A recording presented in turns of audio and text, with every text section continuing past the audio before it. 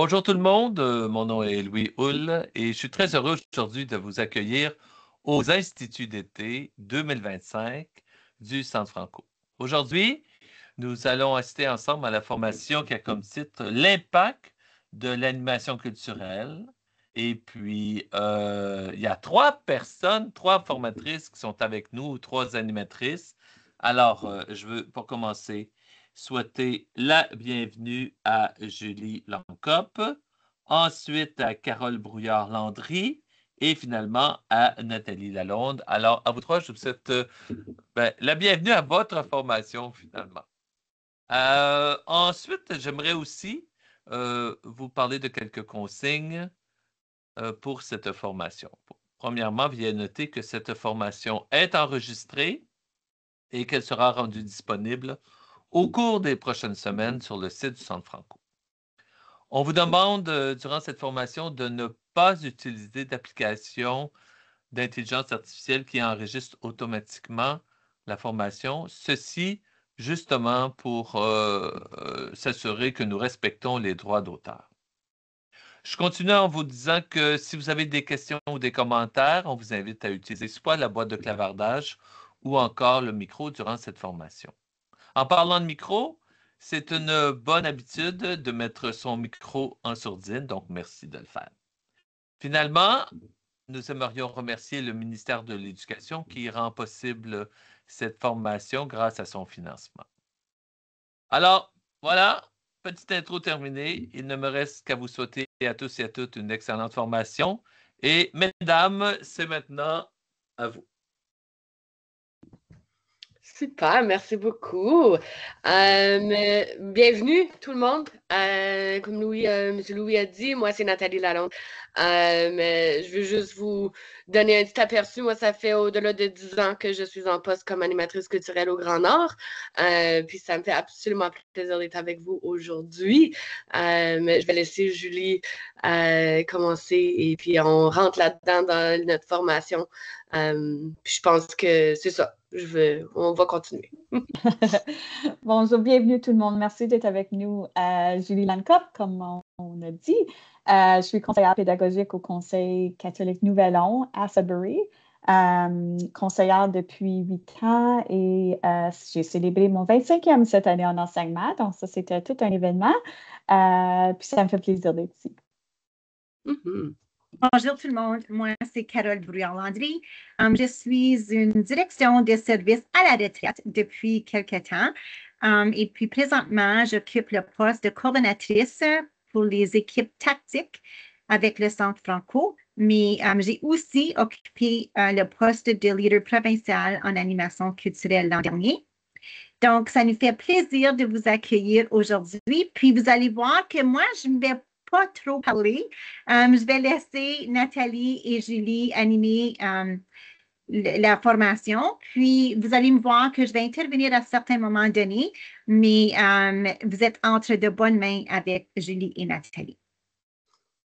Super, merci. Donc, pour la première chose qu'on va faire aujourd'hui, on va vous demander de regarder à nos beaux GIFs que vous voyez à l'écran. Puis, on vous demande comment est-ce que vous vous sentez aujourd'hui. Donc, on voit une panoplie d'émotions, une panoplie de caractères qu'on connaît bien ou moins bien, dépendant. Puis, on vous demande dans le clavardage d'écrire le numéro qui correspond à votre sentiment de comment vous vous sentez aujourd'hui.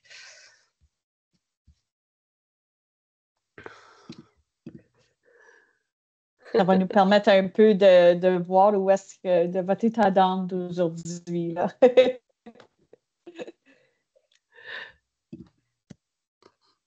Moi, j'ai partagé 3 aussi avec Dominique.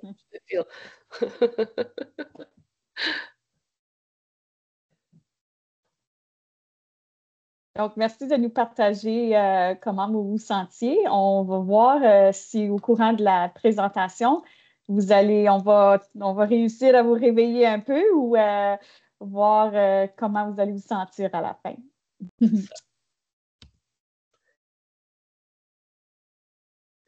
Donc, avant de commencer, c'est important qu'on fait la reconnaissance du territoire. Je vais lire l'écran ici. Nous remercions les peuples autochtones pour leur partage de ce territoire où nous nous retrouvons, connus sous le nom de Ontario, dérivé du terme Mohawk, lac magnifique pour Ontario. Nous reconnaissons que cette terre partagée par les peuples autochtones nous donne toutes les richesses dont nous avons besoin. Nous reconnaissons les générations qui l'ont parcourue, ceux qui la parcourent présentement et ceux qui la parcourront. Les appels à l'action du rapport à la Commission de la vérité et la réconciliation nous parlent de l'importance de l'éducation à comprendre notre passé et le territoire sur lequel nous habitons afin que nous puissions cheminer ensemble dans un esprit uni. On vous invite à regarder la citation que vous voyez à l'écran et partager votre opinion sur celle-ci. Alors, un simple oui si vous êtes en accord ou un simple non si vous êtes en désaccord. Donc, est-ce que les activités et les rassemblements en animation culturelle sont ludiques, sans pertinence à la pédagogie et à la vie scolaire? Alors, un petit oui et un petit non. Ou c'est unanime? Je pense que c'est unanime. J'entends beaucoup de... Puis vous avez répondu rapidement. Comme de fait. Donc, on n'a peut-être pas besoin de vous convaincre pendant cette présentation. Toutefois, on voit qu'on a déjà des convaincus, c'est fantastique, mais toutefois, parfois, ce sont les mots pour le dire, pour convaincre les autres qui nous manquent. Et c'est un peu ce que la présentation souhaite offrir comme résultat d'apprentissage. Donc, à la fin, tu devrais être capable de définir qu'est-ce que l'animation culturelle et la construction identitaire. Tu devrais être capable d'énumérer les impacts et ensuite connaître quelques petites techniques d'animation que nous allons partager avec vous en souhaitant qu'on s'amuse un petit peu aussi. Là, on ne peut pas juste écouter, il faut s'amuser en animation culturelle. Donc, nous avons placé un code QR à l'écran afin que vous puissiez avoir une copie de la présentation d'aujourd'hui. Puis, je suis en train aussi de mettre un lien directement dans le chat, dans le clavardage, afin que vous soyez capable de la sauvegarder de votre côté. Super. Donc, on part tout de suite avec une petite activité pour continuer à se réchauffer un petit peu. Cette activité va vous... ça ne sera pas long, mais ça ne sera pas trop difficile pour tout de suite, pour démarrer un petit peu notre temps ensemble. Donc, la directive est que vous allez voir à l'écran prochainement deux images et vous aurez un choix à faire. Est-ce que vous faites partie de l'équipe A ou est-ce que vous faites partie de l'équipe B selon le scénario qui va vous être présenté? Ça va? On y va. Donc, premier scénario. Est-ce que vous faites partie de l'équipe A, qui est l'équipe Curds, ou est-ce que vous faites partie de l'équipe B, qui est l'équipe fromage râpé? Donc, A pour Curds, B pour râpé. Ou on a un petit peu de variété, beaucoup de A, un petit peu de B, ou ça serait tout un débat, ça, si on était en salle de classe ensemble. Absolument. Absolument. On passe à la prochaine. Est-ce que tu fais partie de l'équipe acoustique ou est-ce que tu fais partie de l'équipe rock? Alors, A, si tu fais l'équipe acoustique, B, si tu fais partie de l'équipe rock. Ouh, est-ce que c'est plus anonyme? Un petit peu plus acoustique. Oh, on a une équipe rock. Excellent, merci. Oh, on a un AB un petit peu sur la clôture où on aime les deux, on aime la variété, ça va. Et dernière question. Est-ce que tu es équipe festival quand ça nous chante ou est-ce que tu fais partie de l'équipe tournoi d'impro? Alors, est-ce que tu préfères chanter ou est-ce que tu préfères faire de l'impro? Oh, des fois. Oui, des fois. Excellent. Merci beaucoup pour vos partages quand ça nous chante. Donc, ça continue à rentrer. Merci d'être là. On ne peut pas jouer tout seul, hein? Ça serait plate. Donc, un petit début léger pour nous permettre d'apprendre à vous connaître un petit peu. Puis, on va faire du pouce peut-être sur vos réponses à mesure qu'on avance. Donc, afin de définir l'animation culturelle, on trouve deux différentes définitions. Donc, il y en a une qu'on trouve dans la politique d'aménagement linguistique, et puis la deuxième, on le trouve dans un document qui s'appelle Investir dans l'animation culturelle. Mais d'ici la fin de la présentation, moi, j'aime dire qu'on peut aussi trouver notre propre définition à l'animation culturelle, mais c'est vraiment quelque chose qui nous appartient. Mais dans le but global de l'animation culturelle, c'est vraiment d'emporter l'élève à vivre des expériences vraies et saines et en français tout le temps, à l'extérieur aussi de la salle de classe et dans la salle de classe, afin qu'on puisse développer son appartenance à la culture, à la communauté, à la langue, sans que ça soit toujours d'une façon formelle en salle de classe. Donc, on veut apporter l'élève à s'éveiller et puis à construire son identité culturelle, justement.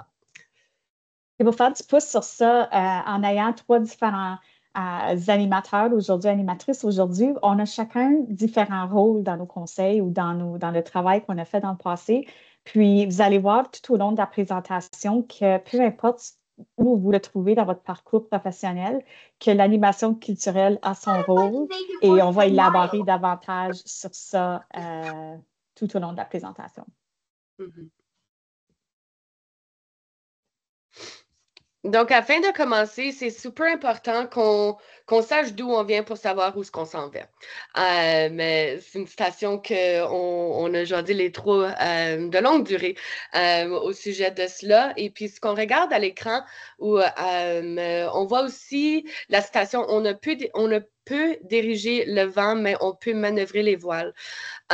Donc, c'est super important qu'on sache la ligne de temps d'animation culturelle, dans les politiques et tout ça, afin qu'on puisse voir comment nous, on peut ajuster pour l'emporter encore plus loin et puis de continuer à avoir accès à nos services en français puis à nos écoles de langue française.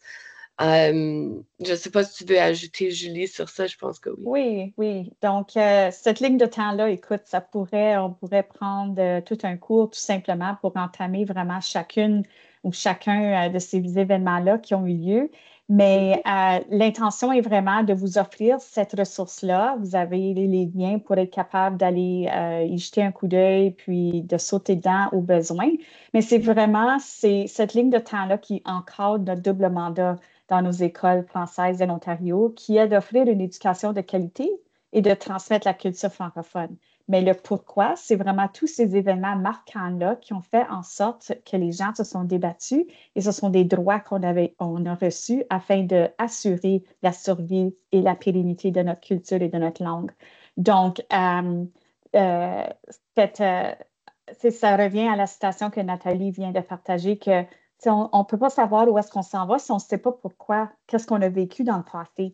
Je pense que c'est les mots pour le dire qu'on va vous donner tout au long de la présentation a cette base-là, de cette ligne de temps, avec l'article des droits à l'instruction en français, l'investissement dans l'animation culturelle, la politique d'aménagement linguistique qui est super importante dans nos différentes approches et nos stratégies. Jusqu'aux attentes génériques qui ont été insérées dans chacun de nos programmes cadres en Ontario. Donc, tous des éléments très importants dans notre parcours en éducation francophone. Donc, ici, c'est juste le visuel, justement, de la PAL. C'est vraiment le document qui fait en sorte qu'on existe et puis qu'on continue à avancer. Donc, la politique d'aménagement linguistique, c'est que vous avez la chance, c'est un document quand même assez important de connaître. Quand ça vient à l'animation culturelle et comment l'intégration aussi dans les programmes cadres de langue française. Donc, les services de l'animation culturelle, il y a trois différents volets. On le sépare dans trois différents volets. Il y a le volet de la vie scolaire, le volet pédagogique et le volet communautaire. Tous les trois ont une place, tous les trois sont importants. Puis, c'est vraiment dans la vie scolaire, c'est tout ce qui entame à l'extérieur je devrais dire à l'extérieur, mais c'est vraiment les interventions parascolaires qui se passent comme les festivals de quand ça nous chante, les tournois d'impro, les activités qu'on fait dans nos propres écoles, dans nos conseils individuellement. Pour le volet pédagogique, il y a vraiment une approche culturelle de l'enseignement où ce qu'on peut intégrer les éléments de l'animation culturelle dans la pédagogie et dans les leçons en salle de classe. Puis le volet communautaire est aussi important pour que les élèves et les adultes, hein, on parle souvent des élèves quand on parle d'animation culturelle, mais je pense que c'est important aussi qu'on inclue aussi le personnel enseignant, les adultes qui fait partie de notre famille dans les écoles et dans les conseils scolaires. Pour qu'on puisse permettre aux gens de aussi vivre l'animation culturelle à l'extérieur complètement avec la communauté, dans leur communauté. Comme exemple avec le TFT à Toronto ou avec le TNO ici à Sudbury, on a des organismes pluridisciplinaires dans toutes les régions, puis qui jouent un rôle très important dans l'animation culturelle et la construction identitaire de nos élèves et nos enseignants. Donc, très bien expliqué, Nathalie. C'est vraiment pour vous mettre en contexte un peu, c'est qu'on pense parfois que l'animation culturelle, c'est seulement un petit morceau du casse-tête, tandis que ça fait partie de tous les morceaux du casse-tête. C'est vraiment une approche transversale qui touche tous les domaines de l'école et que tous ces volets-là sont vraiment complémentaires un et l'autre. Et quand les élèves ou quand le personnel, autant que les élèves, réussissent à être accrochés, disons, à différents volets, que ce soit autant scolaire que communautaire, c'est là où l'élève ou le personnel peut autant s'accrocher à sa construction identitaire. Donc, on va vous lancer au défi un petit peu en souhaitant qu'on vous a réchauffé un petit peu. Et on vous encourage de trouver des exemples en lien avec chacun des volets qui se retrouvent dans votre quotidien à vous. Donc, on peut commencer peut-être avec un des volets à la fois. Si on commence au volet de vie scolaire, quels sont les exemples qui vous viennent en tête rapidement ou vous pouvez soit le dire à voix haute ou dans la boîte de clavardage, par rapport à des activités ou des choses qui ont en lien avec la vie scolaire dans la vie de l'élève? Oui, Dominique. Alors, chez nous, moi, je suis dans le conseil. J'ai la chance d'être dans le conseil avec Nathalie Lalonde. Alors, on est vraiment bien encadré et c'est super. Chez nous, au secondaire, on a l'activité, excusez, radio show. Alors, c'est composition de musique. On forme un groupe musical en début d'année. On a un musicien professionnel, Jacques Grills, qui vient composer la chanson avec les élèves. Ils font une reprise d'une chanson aussi.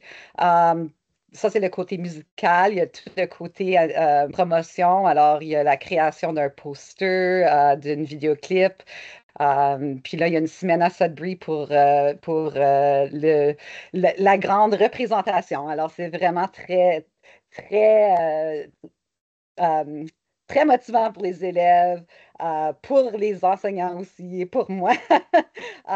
C'est une super expérience en français pendant une semaine à Sudbury. Ça dure toute l'année. Les élèves arrivent en septembre demandant quand ça commence. C'est vraiment bien. Côté élémentaire, on a Folie Furieuse. Cette année, c'est la première année que j'ai participé à Folie Furieuse et c'est vraiment spectaculaire comme projet. Les élèves reçoivent 10 chansons, les paroles qu'ils doivent étudier pendant plusieurs mois. Ils apprennent à chanter les chansons, ils apprennent au sujet des artistes. Ils doivent faire une chorégraphie sur une des chansons, puis une synchro libiale. Puis là, on présente ça. Cette année, ils ont fait 2 représentations, une à Sudbury, une au Sault-Sainte-Marie. C'était vraiment super. Alors, ça, c'en est pour notre conseil. Merci pour ton partage, Dominique. Mm-hmm. On a Laurence aussi dans le clavardage qui dit les différents clubs comme impro, art, chant et poésie. Certainement, ça fait partie de la vie scolaire, absolument. Est-ce qu'on a quelqu'un d'autre qui veut partager ou on continue? Si jamais on peut revenir à la vie scolaire, là, mais est-ce que vous avez des exemples pour le volet pédagogique? Ah, on a un ajout, donc des spectacles de talent, mini-stars, spectacles de Noël, club de dessin, équipe sportive, impro, télé-étudiant. Super, des bons exemples. Donc, pour le volet pédagogique, on encadre un peu plus plutôt à la salle de classe. Qu'est-ce qui se passe à l'intérieur des 4 murs avec l'enseignant? Alors, est-ce que vous pouvez nous repérer quelques exemples de qu'est-ce que ça peut avoir l'air, l'animation culturelle dans ce volet?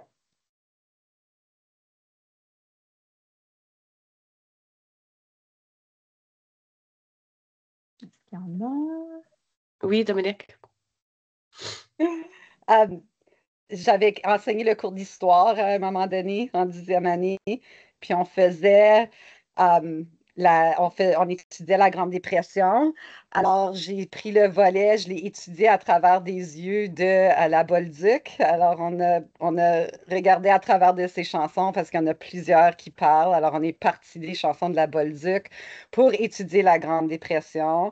Et ensuite, à partir de ça, les élèves ont fait un résumé de ce qu'ils avaient appris dans un genre de chanson qui ressemblait à la Bolduc. Alors, ils ont composé une chanson à part et c'était vraiment très bien. Les élèves en parlent encore. Alors. Super. Je ne vois pas ton visage, Dominique, mais j'entends ton enthousiasme dans ton ton de voix et ta passion. Donc, tu partages des exemples vraiment pertinents. Donc, merci pour ça. On a Laurence qui a ajouté des projets en lien avec le curriculum ou des unités d'apprentissage, des unités enseignées. C'est bien. Alors, n'importe quel moment où est-ce qu'on a un enseignement où on peut y intégrer un référent culturel en sciences, par exemple, ou trouver un exemple d'un qui est relatif en français au lieu d'y trouver quelque chose dans une autre langue. C'est une opportunité là, pour aller développer un lien avec la francophonie dans le volet pédagogique. La danse folklorique, apprendre des chansons francophones en musique, l'art, l'impro, excellent. Merci, Guylaine. Oui, merci. Et oui, le Dominique. dernier... Oh, vas-y. Je ne vois pas les mains qui se lèvent, moi. Là. Désolée, je parle beaucoup. Là. Je trouve on aime ça. Ce qui est intéressant, c'est que moi j'ai un bac en musique ou en musicothérapie. Puis moi, je crois beaucoup dans l'intégration des arts dans toutes les matières pour l'apprentissage chez les élèves. C'est montrer que en tout cas, ça approfondit l'apprentissage et la résolution de problèmes et pensée critique et tout ça. Alors, je trouve que quand on utilise les arts côté francophone et on intègre ça à l'intérieur des matières, mais là, ton animation culturelle se fait par elle-même, là. Alors, n'importe quand où on part de soit une image ou un tableau ou on est en train d'enseigner la culture en enseignant les matières. Alors, c'est gagnant. C'est exactement ça. Corinne, j'avais vu ta main levée. Est-ce qu'on l'a retirée ou tu veux partager? OK, on va continuer. Si jamais il y a de quoi, tu peux toujours allumer ton micro. Oh oui, vas-y, Corinne. Désolée, j'essayais d'allumer le micro, ça ne fonctionnait pas. Je m'excuse. Je cliquais pas à bonne place. Alors, j'allais juste faire un petit partage côté volet pédagogique et insertion de la culture. Juste un exemple d'une activité qu'on avait faite, que j'ai faite avec les élèves. On étudiait la ceinture fléchée. Puis, on a intégré la motricité fine. Donc, on a pris des bouts comme de genre ruban burlap, puis des petites aiguilles en plastique, puis de la laine, puis on a tissé nous-mêmes un morceau de burlap qui nous représentait. Puis là, ensuite, on les a toutes tissées ensemble pour créer notre propre ceinture fléchée. Donc, c'était juste comme une activité de collaboration. Puis en même temps, évidemment, on a fait l'étude de la ceinture fléchée, puis à quoi ça servait à l'époque, puis comment c'est rattaché à la culture franco-ontarienne et les métis. Super beau projet. Merci. Puis ensuite, Merci on du l'avait affiché partage. pour le carnaval dans le corridor. C'est intéressant parce que je ne sais pas à quel niveau tu l'as fait, Karine. C'était une première, deuxième, troisième, quatrième, intégrée dans une salle de classe. J'aime que ce soit chez les plus jeunes parce que souvent on entend le commentaire que c'est plus difficile d'intégrer chez les plus petits. Mais ça revient à un choix de référent. Donc, au lieu de faire, je ne sais pas moi, un bracelet d'une chanteuse populaire anglophone, tu as fait le choix d'intégrer un référent culturel de notre région. Donc, ça revient un petit peu au choix qu'on fait comme par rapport Puis en à même ce temps, qu'on veut présenter. c'était en février, donc on faisait le carnaval de notre Des école. liens. Puis Exact. donc, le bonhomme carnaval porte l'initiative. Je me demande pourquoi. Donc, on a Mhm. comme parti d'une enquête. Ça a été un petit peu grand, là, notre affaire, mais c'est correct. On est allé avec le flow. Mais je trouve que c'est ça qui arrive, right? Quand on a une bonne idée, ça peut juste Mhm. s'assentir, puis ça peut devenir de plus gros, puis c'est riche à ce moment-là. C'est super bien. Cool. Puis maintenant, le dernier volet, le volet communautaire. Est-ce qu'on a des exemples?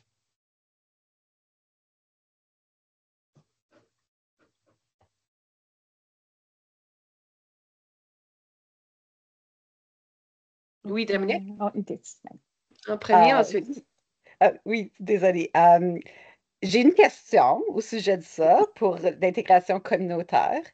Moi, je viens d'Elliott Lake. De Elliott Lake, c'est ma communauté. C'est très, très anglophone.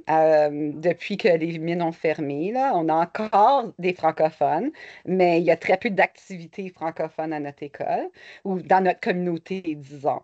Alors, ma question est-ce que nous, on peut utiliser, genre créer des moments francophones pour nos élèves ou montrer notre place dans la communauté en allant à des activités, disons, anglophones, mais on démontre nos couleurs francophones à l'intérieur de l'activité. Est-ce que c'est quelque chose que vous voyez comme pertinent ou est-ce que je suis dans le champ de patates un peu avec ça? Non, je n'étais pas dans un champ du tout. Absolument, absolument. Je pense que ça devient encore plus riche, puis pas plus riche, mais c'est une différente façon de s'afficher. Puis ça prend du courage souvent pour nos élèves, puis pour les enfants, de s'afficher francophone à des événements anglophones comme ça. Donc, je crois que ça me fait penser à un voyage qu'on a fait avec des élèves quelques années passées quand on avait un club de voyage au conseil. Puis, on voyageait avec une école anglophone américaine, mais on était à Paris. Donc, quand les élèves se sont affichés puis ont pu faire des traductions pour les jeunes anglophones en Paris, c'est genre comme c'est une différente façon de s'afficher. Puis, la fierté, ensuite, se fait par soi-même. Ils deviennent très fiers d'être francophones quand on se met dans un différent contexte. C'est absolument pertinent. Puis, je pense que c'est vraiment spécial aussi. Okay, si je pourrais ajouter aussi, Dominique, oui. à ce que tu viens tout juste de dire, lorsqu'on s'affiche, comme Nathalie le dit, ça serait important aussi que tes élèves portent le chandail de l'école ou quoi que ce soit pour qu'il y ait un sentiment d'appartenance aussi à votre école. Puis ça fait vraiment comme une bonne promotion de ton école dans la communauté. Donc, ça devient vraiment un lien communautaire à ce moment-là également. Parfait. Merci beaucoup. Merci. Côté communautaire, moi, je suis éducatrice spécialisée à Ottawa au CECCE. Puis, il y a plusieurs années, dans une classe de maternelle jardin et de première année, on a écrit des cartes de Noël pour les militaires. On a commencé autour du jour du souvenir. Les deux enseignantes m'avaient demandé si je pouvais présenter quelque chose à ce sujet. Puis, j'avais proposé ça à l'enseignante. Puis, on a envoyé ça, puis je l'ai refait encore il y a 4 ans en première année. Et puis, par la suite, au mois de mars, j'ai reçu une carte postale de la soldate qui avait reçu notre colis d'à peu près 60 cartes de Noël et dessins. Et évidemment, j'avais été très précis aux enfants de, n'écrivez pas vos noms dans la carte. Si ton nom est dans la carte, je ne vais pas pouvoir l'envoyer. En tout cas, et ça s'était rendu en Lituanie. Puis la madame, la soldate, avait été dans le village, puis elle avait distribué les cartes le matin de Noël à tous les enfants. Puis elle nous avait écrit une petite carte postale là, qu'on avait reçue au mois de mars. Ouais, c'était vraiment cool. C'est quelque chose que j'espère là, faire chaque année. Là. Ouais.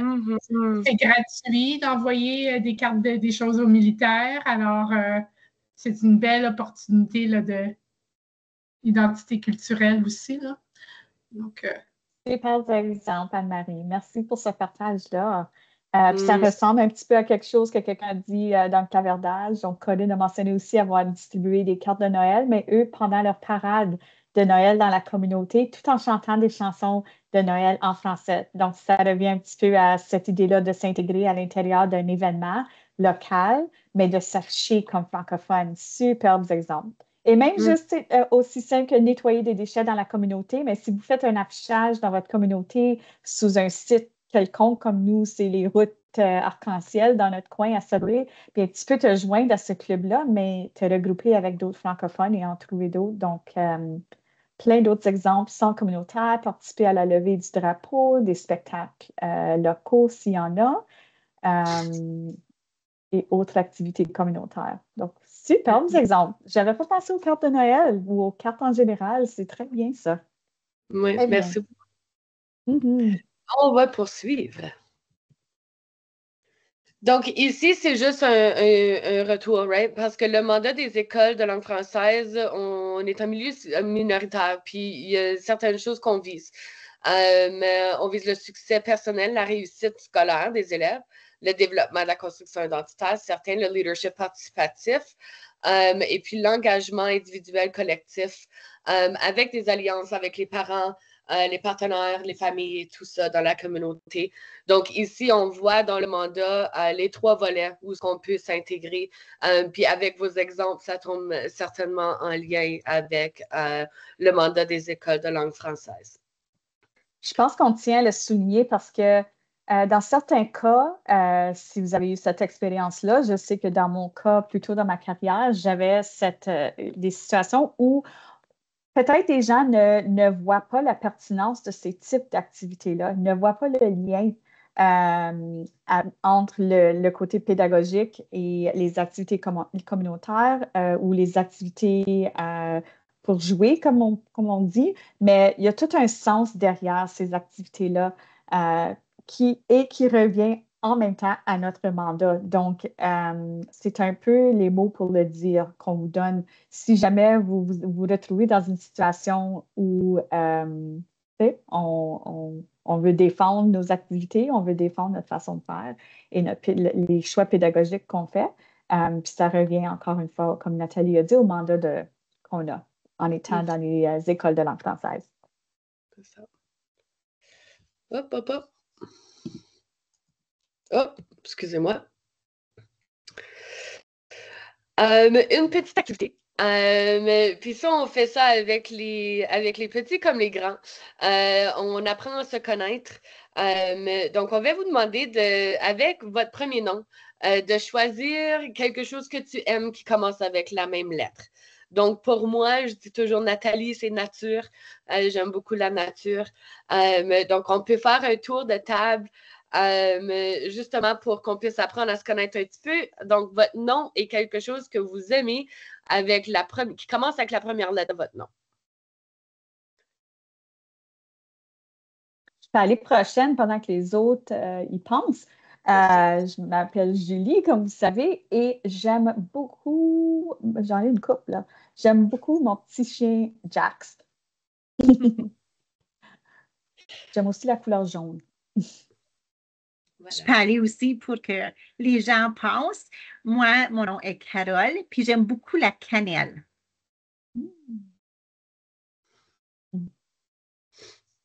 Moi, c'est Anne-Marie. J'aime beaucoup les animaux. Merci, Anne-Marie. Merci, Anne-Marie. Corinne, je vois ta main. Moi, c'est Corinne. J'aime beaucoup chanter ou peut-être dire chantonner. Excellent, merci. Guylaine, vas-y.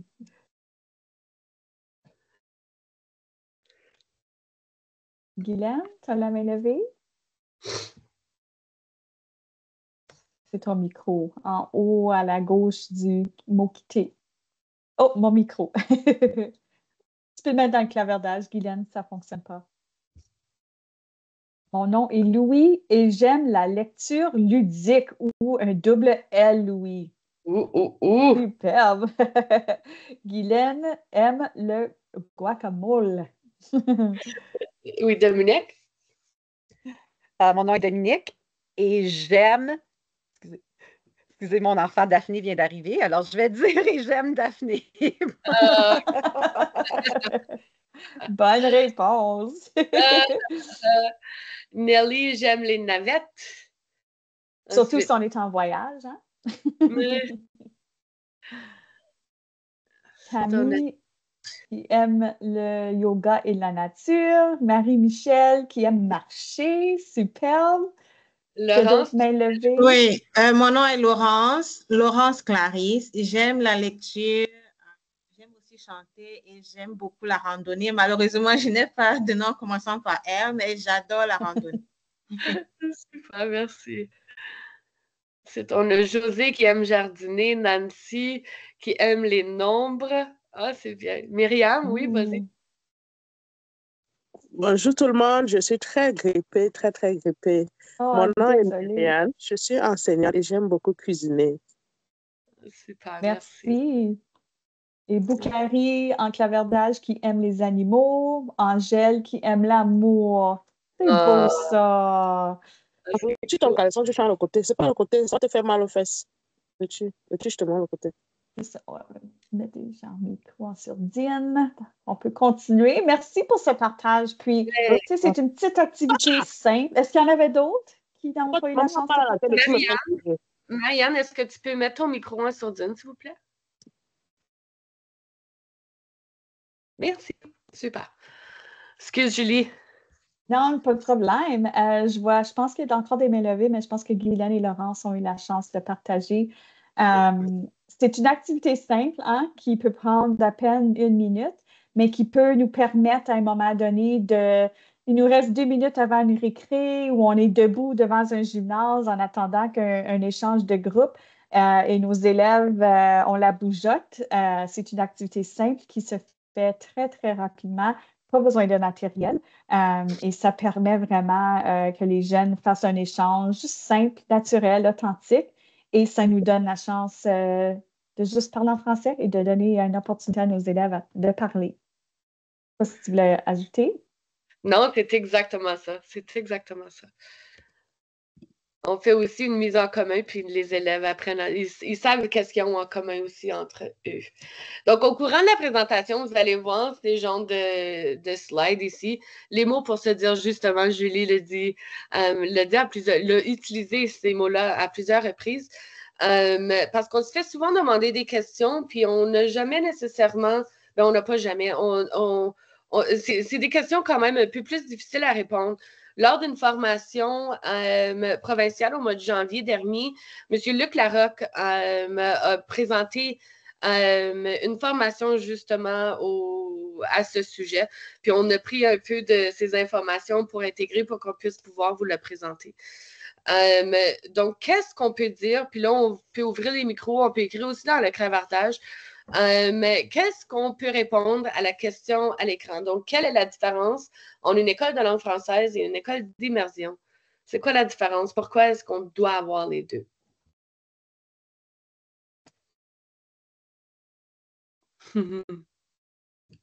On est allé à une question un peu plus simple, à une question un peu plus complexe, hein? Qui demande un peu de réflexion. Nelly. Oui, Nelly.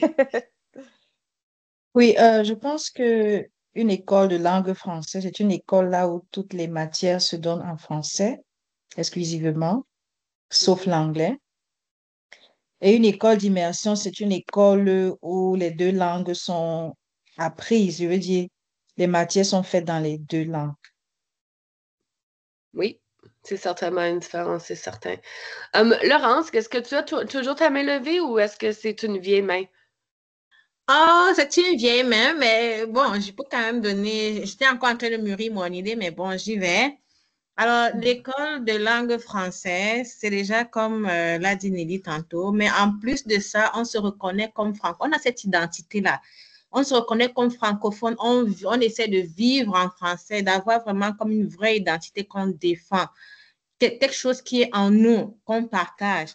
Alors qu'une école d'immersion, c'est une école où on essaie d'intégrer le français, mais ils ont à la base une identité anglophone, mais qui veut apprendre le français sans forcément adopter cette identité francophone. Merci. Merci. C'est exactement ça. C'est exactement la réponse. Donc, la langue, l'immersion, on étudie vraiment la langue, mais dans les écoles de langue française, on étudie la langue et la culture, et c'est justement ça, Laurent, c'est l'identité qu'on adapte et qu'on adopte, puis qu'on veut construire aussi avec les élèves. Oui. Est-ce que tu as quelque chose, Julie, à ajouter ou on continue? Oui, ça va. J'ai juste ajouté que Corinne avait mentionné exactement ça là, dans le clavardage. Donc, au travail, Ouais. Corinne. Parfait. Une petite question rapide cette fois. Une question rapide. Vrai ou faux, il y a 2 attentes génériques qu'on le retrouve dans les programmes cadres de l'Ontario. Vrai ou faux?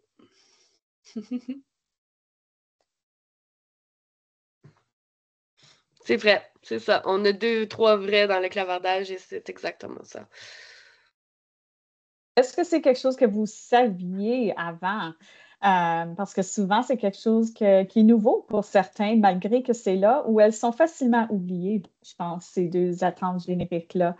Donc, je ne sais pas si Nathalie, je suis dans le clavardage, je ne sais pas si tu as changé à la prochaine diapo. Donc, vraiment, ces 2 attentes-là qui se retrouvent sont clairement indiquées, mais elles doivent être clairement indiquées aussi dans notre planification parce que souvent, comme j'ai mentionné, elles sont oubliées, ces 2 attentes-là. Donc, c'est important d'être intentionnel et de s'assurer d'avoir cet objectif-là quotidiennement dans notre enseignement afin qu'on ne l'oublie pas. Donc, on va vous lancer au défi. Je ne sais pas, est-ce qu'on est prêt? J'ai changé de page. Désolée, Nathalie, puis je suis un petit peu perdue. OK, je vais retrouver le Teams. OK. Oui, je voyais plus ça devant moi, désolée. Donc, c'est ça, les 2 attentes, dont une, c'est vraiment la communication orale en français, de s'assurer de l'intégrer un petit peu partout, non seulement si on enseigne le français, dans le programme cadre en français, mais dans toutes les matières. Et donner la chance à nos élèves de s'exprimer, de communiquer. Et la deuxième attente, c'est vraiment de permettre à l'élève de manifester son engagement pour la culture francophone et en s'informant sur les référents culturels qui existent en lien avec la francophonie et avec la culture. Donc, on va vous lancer un petit défi. On va vous mettre encore une fois en action en vous partageant une image, en souhaitant que vous puissiez bien voir de votre côté. Et on vous invite dans le clavardage d'indiquer, on va vous donner un 30 secondes. Hein? On va essayer de vous limiter avec un 30 secondes. On va essayer d'exploser la boîte de clavardage afin de retrouver autant de référents ou autant d'exemples en lien avec la culture ou la francophonie dans cette image. Donc, on commence 30 secondes partant de là.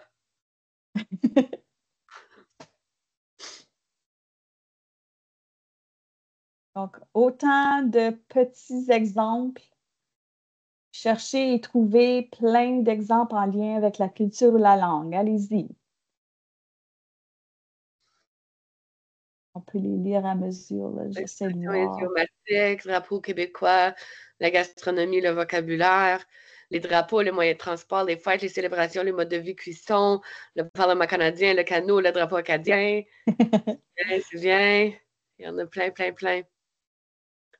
Les arts, la région, certains. La religion, oui, les arts. J'ai vu ça, oui. J'ai lu. Le Haut-Canada. Superbe. Et c'est 30 secondes. Bravo. OK, bravo. Ce document est un document disponible avec la Banque pan-canadienne des référents culturels. Et puis, c'est justement ça ce que vous venez de repérer. Ce sont des exemples de référents que nous pouvons intégrer un peu partout dans notre enseignement, peu importe dans la matière que nous enseignons. Et en regardant ces différents référents-là, c'est vraiment des exemples qui peuvent être intégrés. Donc, ce sont des éléments qui caractérisent une culture collective. Alors, ça appartient à certains d'entre nous. C'est peut-être familier pour toi et pas pour moi. C'est en lien avec notre vécu. Et de plus en plus, je pense que l'éventail des référents culturels s'élargit. Et puis, à mesure que nous partageons ces référents culturels-là, tu t'accroches à certaines choses et éventuellement, tu les choisis comme repères. Donc, pour moi, peut-être le sucre à la crème ou le pet de sœur est pertinent, mais peut-être pour toi, c'est autre chose. Donc, important d'intégrer ces exemples-là dans notre quotidien afin qu'on puisse s'accrocher ensemble à ces différents éléments-là de notre culture. Je ne sais pas si tu veux ajouter, Nathalie? Oh, tu as tout dit. Merci, c'est parfait. Donc, c'est justement ça, les référents culturels. On a une définition ici. Mais je vais la laisser là, puis on va continuer avec la prochaine diapo, juste parce que je regarde le temps, puis on a beaucoup d'autres choses qu'on veut faire avec vous. Mais sachez que les référents culturels, comme Julie a expliqué, l'important, c'est de vraiment aller chercher une grande diversité de référents pour pouvoir aller toucher chacun de nos élèves. Un autre mot pour se dire.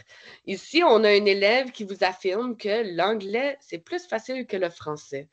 Qu'est-ce qu'on répond à cet élève-là? Bon. Je la trouve difficile, là, moi.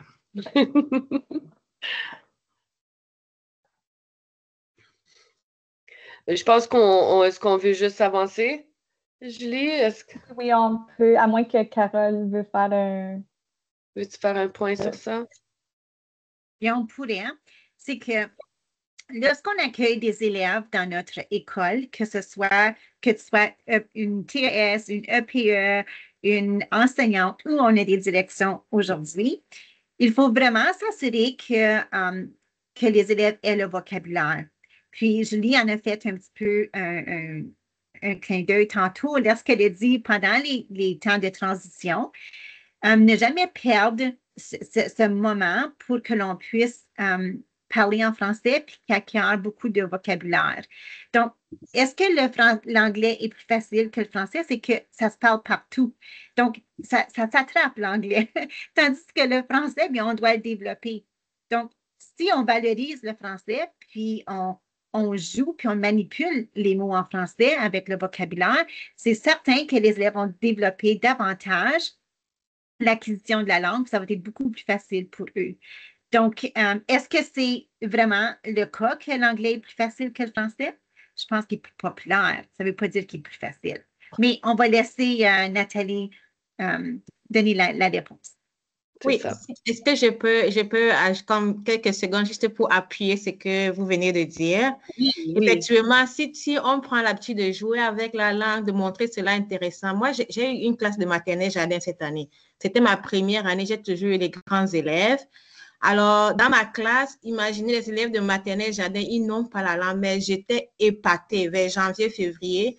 Pourquoi? Parce qu'à un moment donné, je me suis dit, OK, ce sont les enfants, mais ils comprennent et ils ont l'envie si on crée cette envie en eux.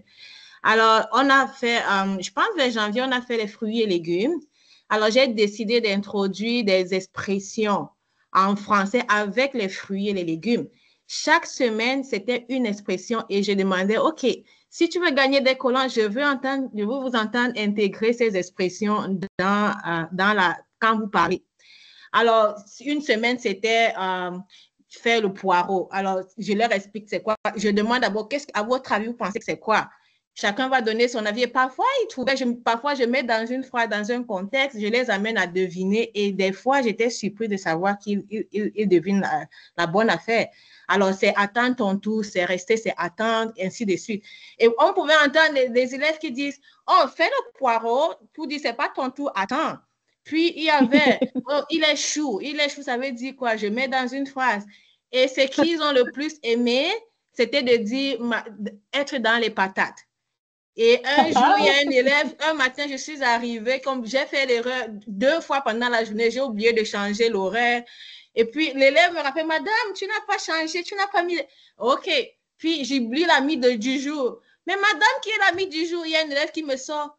Oh, Madame Laurence est dans des grosses patates ce matin. Je suis partie à rire. Alors, c'était super intéressant et c'est quelque chose que je vais vraiment renouveler sans faute.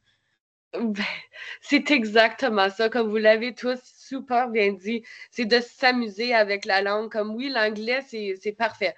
On ne veut jamais enlever la langue ou quelque chose de l'élève, c'est un atout d'être bilingue, mais c'est aussi d'aller chercher le fun, d'aller chercher le cool dans le français avec les élèves, c'est génial, c'est absolument ça. Puis dans ton exemple, tu es convaincu et tu vas convaincre tes élèves que c'est amusant, c'est drôle, c'est intriguant, ça motive. Et puis, oui, l'anglais est partout, mais ça revient à notre travail de le rendre partout dans notre communauté, dans notre environnement. Il y a en mots et des programmes et des chansons en anglais, mais c'est ta job d'aller chercher des chansons aussi intéressante et cool en français. Et ça revient un petit peu à, ben oui, l'anglais est plus facile parce qu'ils l'entendent un peu partout dans la communauté, mais ça revient à ton travail en salle de classe et de réévaluer essentiellement peut-être tes stratégies pédagogiques parce que si toi, tu aimes ça, ton élève, il y a une très bonne chance que ton élève va embarquer avec toi et ton exemple est parfait pour démontrer cela. J'ai des études. Il y a beaucoup de choses intéressantes aussi dans le clavardage qui s'est passé lors de cette conversation. Puis on commence avec Louis qui a dit que le français, c'est beaucoup plus passionnant. Puis c'est vrai, hein, on est tellement passionnés en tant que c'est partout. Nancy, même chose, la langue est magique, magnifique. Ensuite, Sibani, est-ce qu'on a réglé la connexion, le lien plus haut? 2 petites minutes, je vais aller chercher ça. Est-ce que c'est le lien à la présentation? Oui, c'est le lien de la présentation, s'il vous plaît. Merci. OK, on pourra le remettre. On l'a aussi à la fin. Là. Je pourrais aller le mettre, Nathalie. Je suis en train de le mettre tout de suite. OK, là. parfait. Merci beaucoup. Voilà, il n'y a pas de quoi. Là,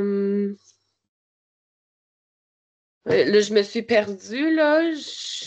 Oui, on pourrait passer à la prochaine diapo. Absolument. C'est de ton côté, qui, disons, continue quand même la conversation en lien avec la langue. Puis ça revient à si l'élève ne choisit pas nécessairement de s'exprimer en français ou s'y intéresse un petit peu moins, je crois que l'enseignant a à se questionner aux stratégies pédagogiques qu'il ou elle utilise et à son approche pédagogique. Et puis, une fois qu'on fait ça, parfois, on permet à notre élève de cheminer davantage dans sa culture, dans la langue. Et ça revient au fondement de la pédagogie culturelle ou la communication. Quand on parle de communication, on doit permettre à l'élève d'évoluer, de grandir avec la langue. Donc, pour être capable de dire, bien là, dans un premier temps, il a besoin des mots. Donc, si l'élève n'a pas appris les mots nécessaires pour dire ce que son petit cœur veut dire, bien, ça commence là. Donc, il faut lui donner les mots pour le dire. Puis ensuite, bien, il faut bâtir un environnement dans l'école ou dans la salle de classe ou dans l'école où l'élève se sent bien. Puis, quand l'élève a un sens d'appartenance à sa salle de classe, il aime son enseignant, il aime venir à l'école, c'est là qu'il va peut-être il va être capable de partager ses inquiétudes et ses idées parce que la langue des émotions va souvent revenir à peut-être la langue maternelle de l'enfant. Que ce soit en anglais, que ce soit en espagnol, que ce soit en russe, on a des élèves qui nous viennent de toutes les régions du monde. Et puis, une fois que l'élève se sent bien là, il a les mots pour le dire, donc le dire et se dire, il va éventuellement peut-être être capable de oser dire les choses qui sont importantes pour lui, des choses qui font partie de ses valeurs. Et ce qui est important à connaître dans ces 3 sphères-là, c'est que c'est un processus. Donc, journée 1, quand l'élève arrive, de peu importe son background, peu importe d'où il vient, il doit se sentir bien, il doit avoir les mots pour être capable de parler et de dire ce qu'il a à dire. Et il faut qu'il se sente bien dans son environnement pour être capable de partager quelque chose qui est un petit peu plus creux ou un petit peu plus intime, disons, dépendant de ce qu'il veut partager. Donc, on pourrait vous donner un atelier sur ces 3 sphères-là. Moi, je sais qu'on a eu la chance dans le passé de vivre des activités en pédagogie culturelle et on pourrait vous le faire vivre longuement pour ça. Mais c'est vraiment un clin d'œil à ne pas oublier qu'il faut permettre à l'élève de cheminer à sa façon et de réévaluer comment on passe nos journées avec nos élèves pour leur donner ces outils-là pour être capable d'éventuellement parler en français. Vas-y, Nathalie, si tu veux ajouter quelque chose. J'ai parlé longuement là, dans ça. Ça me passionne. Non, Celui-là me passionne. Oui. Non, mais moi, ça me ramène toujours à qu'est-ce que c'est l'animation culturelle pour moi. Puis l'animation culturelle, pour moi, c'est toujours basé sur les relations qu'on développe avec les élèves. Que ce soit en salle de classe ou en activité ou en événement. Mais je peux vous dire d'expérience personnelle, quand que je construis des relations saines, des relations de confiance avec mes élèves, je peux vous le dire, là, garantie que mes élèves ne me parlent jamais en anglais.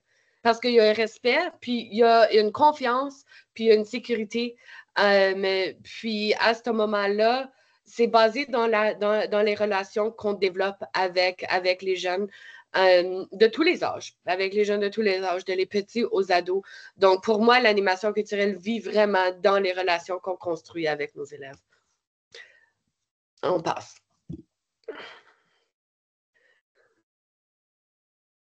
Donc, comme ici, on parle souvent de la langue, puis de l'évaluation de la langue et tout ça, mais on voit des différences. Hein. Il y a le domaine de la communication orale dans le curriculum de français, mais il y a aussi les HH qu'on doit, les habiletés et les habitudes de travail qu'on évalue aussi sur le bulletin scolaire. Donc, on va regarder un peu à la différence entre les deux. Je vais te laisser. Julie, est-ce que tu veux le prendre, cette slide? Merci. Oui, ça va, oui. Donc, encore une fois, une diapo qui résume deux très gros, deux gros domaines, si tu veux, 2 grandes définitions qui peuvent parfois être facilement ou peuvent différencier. Donc, quand on parle d'habileté, c'est vraiment quand ton élève, est-ce que c'est celle-là qui est en haut? Oui. Ton élève cherche à s'exprimer en français, il s'essaye, il ose de commencer d'initier des conversations en français, d'exprimer son opinion en français, exprime ses sentiments, pose des questions pour mieux comprendre. Donc, c'est vraiment son habileté de chercher davantage des réponses et de s'améliorer. Donc, ça, c'est quelque chose qui se développe avec les stratégies qu'on lui propose. Tandis que le programme cadre en français, quand on parle de communication orale, ce n'est pas seulement la parole, disons que l'élève qui communique, oui, évidemment, c'est une très grande partie, mais c'est aussi le développement ou la compréhension qui se construit par rapport à l'écoute. Est-ce que l'élève est capable d'écouter les autres locuteurs qui sont dans sa salle de classe ou qui présentent? C'est aussi d'apprendre le tour de parole et d'être capable d'apprendre son tour. Et lorsqu'il communique, là, est-ce que c'est son tour? Est-ce qu'il choisit un vocabulaire approprié? Est-ce qu'il a un ton de voix approprié, une posture? Est-ce qu'il parle avec clarté? Est-ce qu'il parle avec assurance? Donc, c'est beaucoup plus que juste les mots. Il y a beaucoup d'autres enjeux, mais les deux différencient quand même dans l'évaluation, lors de l'évaluation de notre élève. On peut faire du pouce sur ça avec d'en faire croître. On ressort, disons, ces définitions-là de cette ressource-là. Et écoute, cette petite diapo-là résume tout un document en sorte aussi. Là. Je ne sais pas, Carole, si tu veux ajouter. Oui, vas-y, je te laisse. Je vais faire un petit peu le lien avec ce que nous avons tout juste dit. Il faut vraiment créer un sentiment de confiance dans un climat de confiance dans la salle de classe pour que les élèves puissent bien s'exprimer. Parce que quand on parle des HH, c'est vraiment de façon spontanée. Pour que l'élève s'exprime spontanément, il faut vraiment qu'il soit à l'aise. Donc, voilà l'importance de créer ce sentiment où est-ce que c'est correct de faire des erreurs, puis parfois c'est correct de ne pas avoir le vocabulaire approprié, puis que l'enseignant ou la EPE ou que la direction puisse venir en aide à ces élèves-là, puis premièrement, les féliciter d'avoir tenté, d'essayer, et puis aussi de leur donner peut-être le mot, puis de leur demander, est-ce que tu voudrais que je te donne le bon mot? Donc, ne pas vraiment, c'est d'accueillir ces expressions-là, puis de faire du pouce, puis de les accompagner dans leur cheminement à eux. Donc, si on arrive tout de suite, on dit, écoute, tu n'as pas le bon mot, puis je ne veux pas l'entendre, c'est en anglais, bien, l'élève n'aura pas de confiance, puis il ne va pas tenter, il ne va pas oser le dire, comme je l'ai dit. Donc, c'est vraiment d'accueillir les interventions des élèves, les féliciter, puis les accompagner. Puis je vais juste aussi faire le lien avec la citation qu'on a regardée au début de la présentation, que pendant les activités d'animation culturelle, on oublie souvent qu'on a la chance pendant des activités, pendant des interventions en animation culturelle, d'aller évaluer les HH de l'élève, d'aller voir si ils parlent en français d'une façon spontanée ou qu'ils choisissent de s'exprimer en français. Donc, on oublie souvent de prendre avantage des activités en animation culturelle justement pour aller dans l'évaluation de l'élève. Des HH aussi, c'est une opportunité quand même assez géniale de faire ça pour les élèves en évaluation. Et ça revient aussi à l'exemple de j'aime. C'est facile de parler de quelque chose que tu aimes parce que ça t'appartient. Et souvent, l'élève va être capable de repérer quelque chose qui lui appartient déjà. J'aime mon chien. Il connaît probablement déjà le mot chien. Sinon, on peut l'amener à connaître le mot chien, soit dans un mur de mots ou une conversation ou quoi que ce soit, et éventuellement bâtir la capacité de l'élève pour être capable de mieux partager ses connaissances pédagogiques, par exemple. Puis justement, en lien avec ça, les activités, il y a une banque d'activités quand même assez incroyable pour évaluer les HH. On a le lien ici dans la présentation. Plusieurs des activités que nous avons utilisées aujourd'hui proviennent de ce résumé-là, de cette banque-là d'activités. Absolument, oui. Parlant d'activités, on va passer à une autre activité. Ici, on vous demande de partager. Donc, si vous voulez choisir une des 5 énoncés, à l'écran ou à la diapo, puis de juste partager. C'est une autre activité qu'on ferait avec les élèves ou en groupe ou whatever.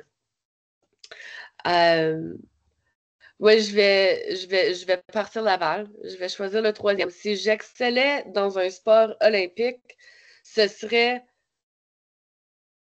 puis là, j'ai pas le mot en français. Parlant de ça. Le diving. Le plongeon. Le plongeon? Oui. Plongeon. Oui. Je te vois, Nathalie. Je te vois, mais tu as une petite tutu, puis t'es comme, je te vois. Je vois ton côté théâtral. Après ça, je ferai un belly flop. Oui, Dominique. Oui, vas-y. Désolée. Moi, si je possédais un grand talent, je rêverais de pouvoir chanter dans une comédie musicale. Ça serait mon rêve. Julie, excuse, vas-y. Si je voulais te faire goûter à quelque chose de chez nous, j'irais de mon côté irlandais. Je vous ferais goûter aux fameuses pommes de terre parmesan frites à l'irlandaise. Très bon, très bon. Merci. Guylaine, dans le clavardage, si je pouvais vaincre une peur, ce serait de faire du parachutisme. Très bien. Il y en a d'autres? Cette activité peut être adaptée à quel niveau? crois que celle-ci pourrait être adaptée à tous les niveaux selon le type de questions ou d'énoncés que tu donnes à tes élèves. Donc, dans cet exemple-là, spécifiquement, je pense que les mots et le vocabulaire est quand même assez avancé. Ce sont des réflexions quand même assez intimes. Donc, c'est pas quelque chose que je ferais la première journée d'école avec mes élèves parce que tu lui demandes quand même de partager sa plus grande peur. Donc, si je partage que ma plus grande peur, ce sont les araignées et que tu dis ça lors de ta première journée d'école et que tu n'as pas vraiment développé un sentiment de confiance avec tous les élèves, c'est peut-être quelque chose qui pourrait être utilisé par la part d'un autre élève pour peut-être faire peur davantage à cet élève-là. Je ne sais pas si je m'explique comme il faut. Oui. Je pense que ce sont vraiment comme des choses que c'est une activité qui se verrait un peu plus loin dans l'année et c'est une activité qui peut être simplifiée ou modifiée dépendant du temps de l'année. Donc, ça pourrait être, si je pourrais faire réussir une chose à l'école cette année, bien là, tu pourrais peut-être c'est comme adapté à quelque chose qui serait peut-être faisable au début de l'année scolaire. Puis aussi, si on utilise le sport olympique, je pense que dépendant du niveau, on peut aller aussi développer le vocabulaire et aussi d'aller voir qu'est-ce que c'est le diving, right? Et le plongeon en français, ou c'est quoi le kayak, ou c'est quoi. Pareil comme les talents, on peut aller expliquer puis aller voir les mots pour apprendre justement du nouveau vocabulaire avec tout ça, puis ensuite partager dans qu'est-ce que Zotey rêverait de pouvoir faire comme grand talent et tout ça, je pense. C'est ça. On a plusieurs d'autres dans le clavardage. Oui, ici. je vois ça moi aussi. Mais je vois le temps avancer, Nathalie, donc je ne sais pas si on laisse les gens lire, mais on s'assure de Je suis d'accord. continuer. On avance, OK. on avance. Donc, je pense qu'on a entamé beaucoup de ces expressions-là dans nos partages jusqu'à présent, que le tout fait en sorte que notre élève puisse grandir. Donc, si l'élève se reconnaît, si l'élève sait d'où il vient, qui il est, puis là, éventuellement, donc ça l'aide à bâtir un sens à notre enseignement et à ce qu'on fait dans nos salles de classe. Le plus il est engagé, le plus il va progresser en fait dans son cheminement scolaire, donc dans la construction de son savoir. Et éventuellement, ces choses-là mises en... Je vais un petit peu de reculons, là, donc fait en sorte que la réussite scolaire de l'élève il va progresser comme élève. Donc, tous ces morceaux-là, ce sont tous les morceaux du casse-tête pour assurer que l'élève développe et chemine à son plein potentiel. Oups. On avait une petite vidéo à vous partager. On réalisait probablement qu'on n'avait pas le temps de vous la partager en entier. Toutefois, on a le lien dans la présentation afin que vous puissiez vous en servir de votre côté. C'est vraiment un résumé de qu'est-ce que l'approche culturelle de l'enseignement, beaucoup des énoncés ou des partages qu'on a fait là, pendant la présentation. Es-tu d'accord, Nathalie? Je suis complètement d'accord. On va continuer. Oui. Donc, ici, une autre diapo. Mais si on se fait demander encore un spectacle, on n'a pas le temps pour tous ces dérangements. Je vais avancer ici, justement, pour les temps. Donc, étant en animation culturelle, je l'entends quand même assez souvent, malheureusement, cet énoncé. Mais quand on sait justement avec les attentes géniques dans les programmes cadres, c'est de vraiment présenter, oui, la langue, oui, la langue, mais aussi la culture, les référents culturels et tout ça. Puis le spectacle, c'est justement, ça offre la chance d'aller combler tous les besoins quand ça vient à l'animation culturelle. Mais une chose que on aime outiller aussi les enseignants, les écoles, le personnel enseignant, je devrais dire, avec des outils pour faire un avant, un après, un avant, un pendant et un après d'un spectacle. Donc, c'est vraiment la chance. Oui, c'est un spectacle, on enlève les élèves de la salle de classe, mais si on utilise cette activité-là d'une façon pour aller enrichir, ça devient un outil puis ça devient un atout. je m'exprime peut-être un peu mal là, avec tout ça. Non, ça va. Oui. Mais c'est exactement ça. Julie, si tu veux ajouter, s'il vous plaît. Oui, il y a une citation dont on avait partagé à un moment donné, Nathalie et moi, puis tu me dis, j'oublie, tu m'enseignes, je me souviens, tu m'impliques, j'apprends. Et puis, si, disons, on parle de Steph Paquette ou de Brian Saint-Pierre ou de TFO en salle de classe, on en parle, c'est une chose. Mais si tu leur montres, disons, les paroles d'une chanson, tu viens d'aller un pas plus loin. Mais si tu permets à l'élève de vivre le spectacle comme tel en personne, bien là, tu viens de l'impliquer davantage dans sa culture.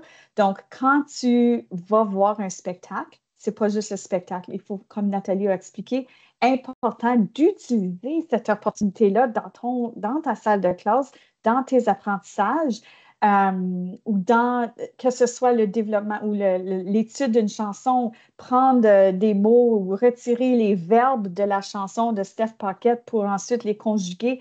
Il y a plein d'opportunités pour qu'un spectacle devienne plus qu'un spectacle. Il s'agit de prendre avantage de ces opportunités-là.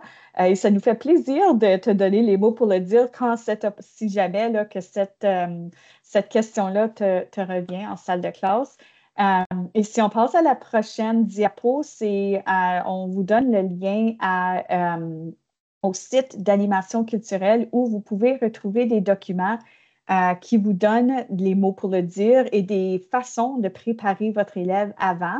Il n'y a rien de meilleur là, que d'accueillir un spectacle en créant des affiches à la porte, en ayant un comité d'accueil, en ayant des élèves qui donnent la main et qui pratiquent son français avec un vrai, tu sais, comme un vrai de vrai, le star, puis pas juste quelqu'un qu'ils ont vu à l'écran ou qui ont entendu à la radio étudiante.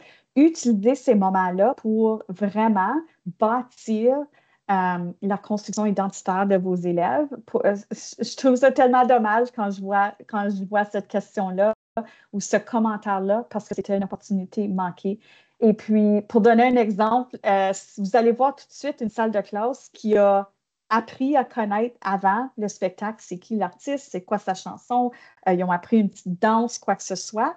Puis tu as l'autre groupe qui, on a un spectacle aujourd'hui, et tu vas voir tout de suite la différence entre les deux groupes. Évidemment, ce groupe-là est allé un peu plus loin et connaît l'artiste, connaît la musique et sont engagés.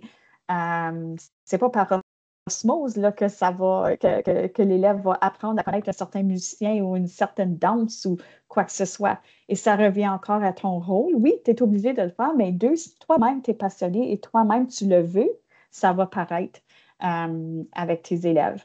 Donc, ces ressources-là qui sont devant vous sont des nouvelles ressources qui sont sur le site cette année qui vous donnent des bonnes pistes pour bien préparer vos élèves. Love it. Donc, le cheminement de l'élève, l'animation culturelle a comme objectif d'amener l'élève à s'éveiller, à s'identifier et par la suite s'engager. Il y a 3 phases dans ce rythme-là de cheminement, mais ça ne veut pas dire qu'ils vont tous arriver un après l'autre comme ça. Mais ça se peut qu'on saute d'un à l'autre. Donc, un éveil à la culture culturelle, c'est vraiment là où ce que l'élève va apprendre à connaître des référents culturels, peut-être aimer une chanson en français. Mais pour la première fois, on ne le sait pas. Ensuite, par la suite, une fois qu'il y a eu des éveils, l'élève va commencer à s'identifier. Parce que oui, c'est beau, on dit on est franco-ontarien, on est fier, on est ci, on est ça, mais la fierté, ça s'apprend pas. C'est vraiment quelque chose de personnel. C'est un choix de s'identifier à une culture, de s'identifier à la francophonie. Puis de s'identifier comme ça, c'est juste le prochain pas de dire comme oui, je m'identifie comme francophone. Puis ensuite, la dernière phase, disons, dans un cheminement culturel, ça serait vraiment de s'engager, Donc, les élèves qui veulent prendre la parole, justement, quand on accueille un artiste à l'école, c'est eux, ils veulent présenter l'artiste. Ça, c'est un engagement envers la francophonie. Mais s'ils choisissent de faire un co-op, disons, dans un organisme culturel francophone, c'est un engagement. Mais là, je parle des grosses choses, mais ça peut aussi être aussi petit.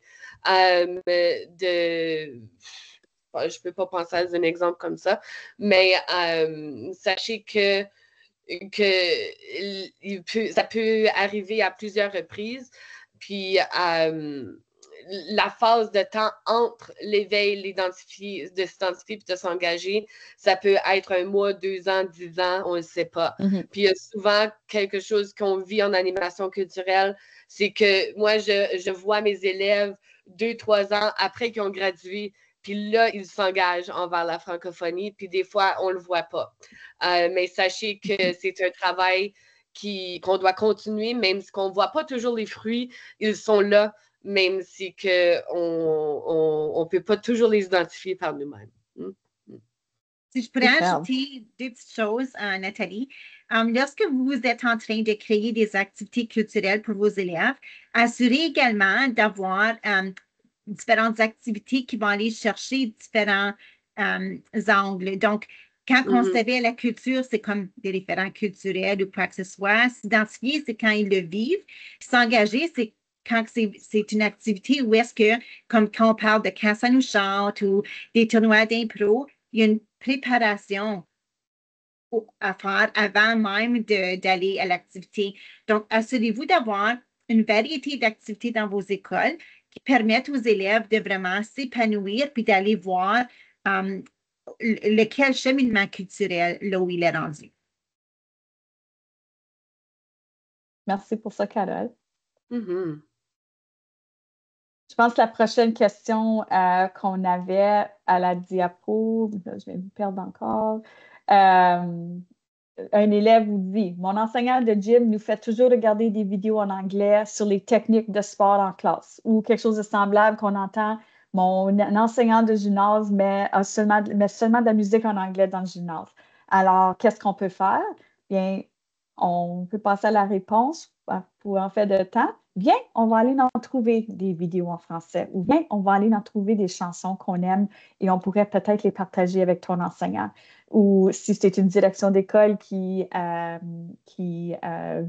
appuyer un enseignant ou un nouvel enseignant qui peut-être ne s'y connaît pas. Donc, c'est une opportunité pour aider à cette personne-là à cheminer, à grandir.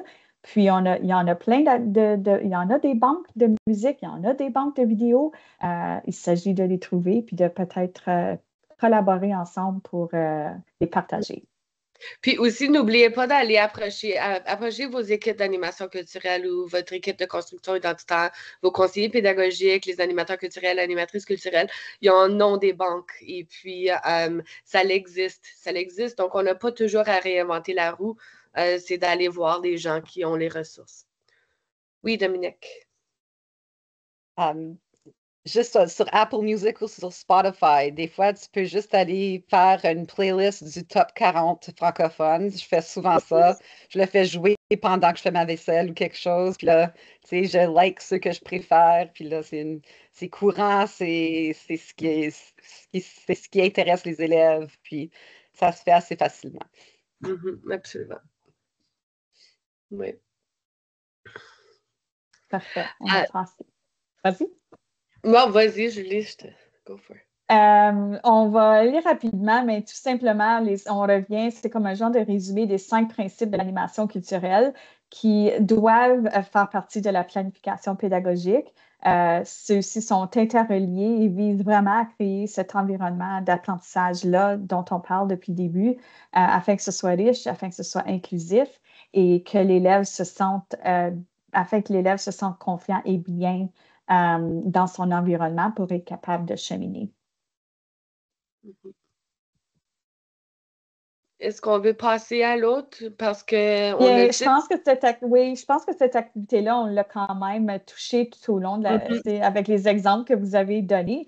Ça dépend toujours du groupe qu'on a, puis vos partages ont vraiment été appréciés et riches. Puis je pense que l'exemple qu'on avait prochainement, c'est si on fait une activité dans notre école, comment est-ce qu'on s'assure que celle-ci soit bien encadrée en lien avec la construction identitaire et l'animation culturelle. Et l'exemple du carnaval et l'exemple tantôt, je pense que c'était pas Dominique, c'était Corinne, si je me souviens bien, avec la ceinture fléchée. Donc, le lien avec la salle de classe, le titage, les conversations avec l'élève pour ensuite faire un lien avec le bonhomme carnaval.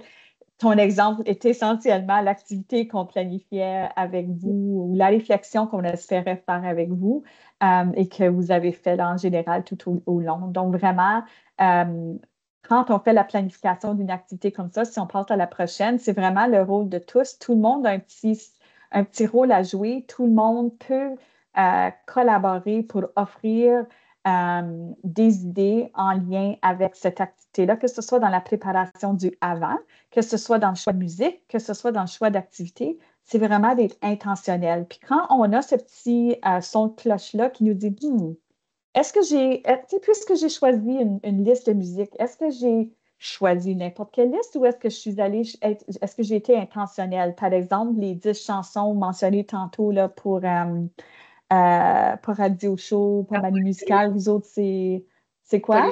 Folie Furieuse. Donc, c'est intentionnel. C'est une chanson que les élèves aiment. Donc, tu en as une qu'ils connaissent. Puis là, peut-être tu en présentes une nouvelle.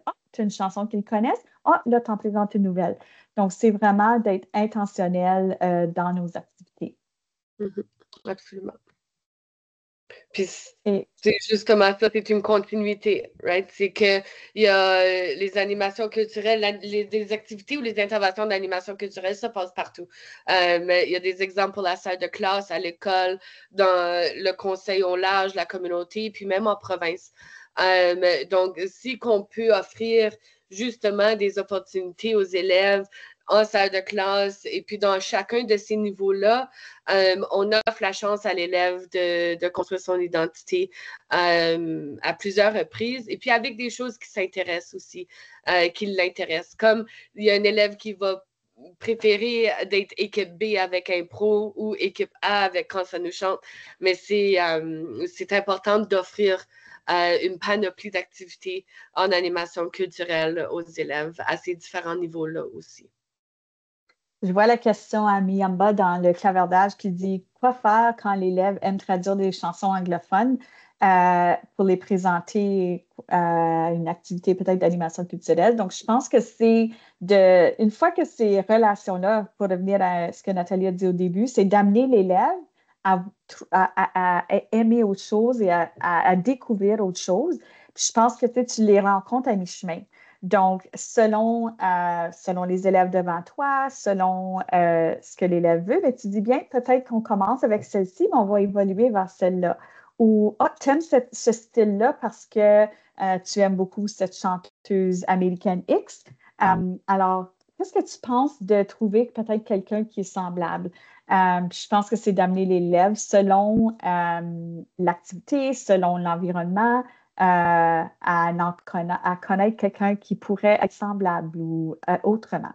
J'ai eu cette situation-là dans une école cette année pour un club de danse. Et c'était, on compétitionne quand même avec des grosses choses comme des grandes compétitions, comment tu appelles ça là, sur TikTok, des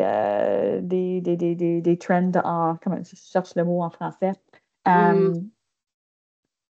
Ça ne me vient pas tout de suite, là, mais des trends TikTok. Et là, tout à coup, c'est une chanson populaire, évidemment, anglophone.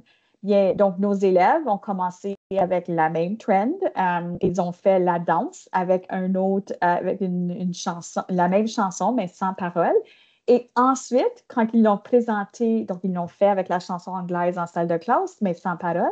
Et quand ils sont venus pour présenter aux élèves, parce qu'ils l'ont fait pendant l'accueil des 9e ou l'accueil des 8e qui s'est inscrit à l'école, là, ils ont fait la même chose, mais avec une nouvelle chanson française. Donc, c'est vraiment comme évolutif. C'est de cheminer avec tes élèves pour les amener à... Tu sais, dans ce travail-là, tu tu le fais de façon comme, c'est pas sournois, je ne veux pas dire que c'est sournois, mais comme tu amènes ton élève à penser que ça, c'est aussi cool que la chanson que tu as entendue sur TikTok. Donc, c'est un petit peu ça, la suggestion que je vous offre.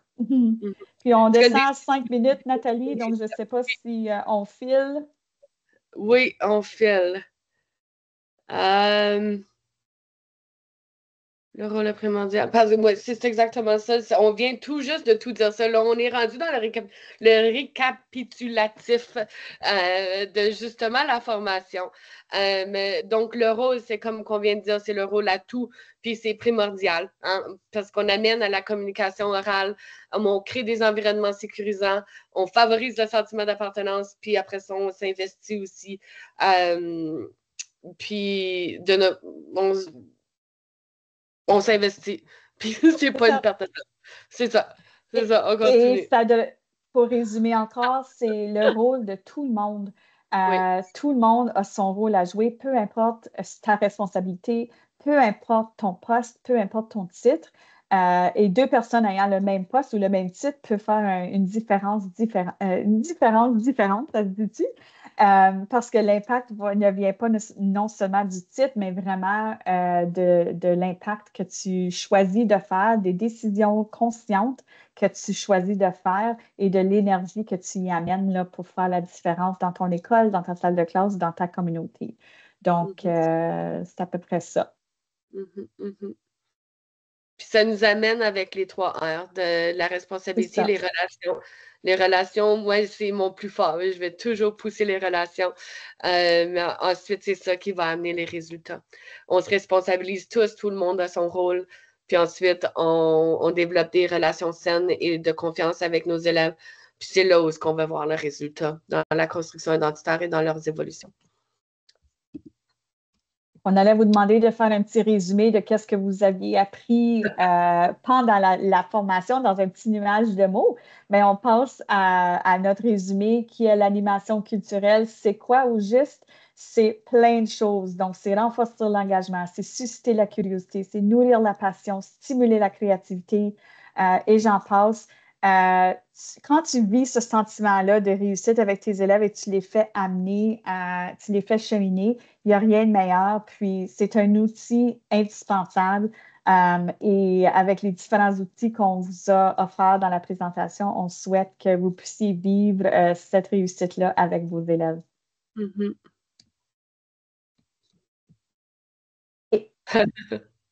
Et pour terminer, est-ce qu'on vous a fait peur? Est-ce qu'on vous a réveillé? Est-ce que vous sortez en dansant, en ayant appris peut-être une chose ou deux? C'est la seule chose qu'on souhaite. Donc, si vous voulez clôturer avec nous afin de nous dire comment vous vous sentez, je croise mes doigts qu'il n'y a pas de 1, qu'on n'a pas fait peur à personne. Il y a plusieurs 6, donc on prend, on accepte ça. Merci beaucoup. Oui, on apprécie. C'est vraiment un sujet qu'on pourrait prendre comme une journée ou deux. Hein? Oh là là, oui. Comment réduire ça à 90 minutes?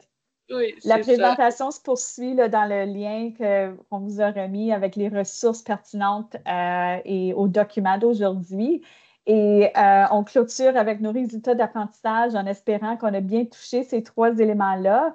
Et on partage avec vous dans le clavardage un dernier petit sondage afin que vous puissiez partager avec le centre votre rétro d'aujourd'hui afin que vous puissiez nous dire que vous avez apprécié et si on vous a permis de grandir un petit peu aujourd'hui avec nous. Puis si c'est le cas, bien, on a réussi. C'est ça. Merci beaucoup à vous tous. Et moi, j'en profite, mesdames, pour vous remercier pour cette formation aujourd'hui. Hein, plein de ressources, plein de vécus, plein d'idées. Alors, que dire de plus avant le début de cette nouvelle année scolaire? Je pense que vous avez montré l'importance de l'animation culturelle. Et ce que je retiens, entre autres, je retiens plein de choses, mais je retiens entre autres que l'animation culturelle, c'est la responsabilité de chacune et chacun. C'est pas parce qu'il y a un prof ou une prof qui a le titre à l'école que ça veut dire que moi, j'ai pas besoin de m'en occuper. Alors, merci. J'arrête l'enregistrement et puis je reviens avec le mot de la fin. Merci. Excuse-moi, est-ce que vous avez dit que vous allez mettre le lien dans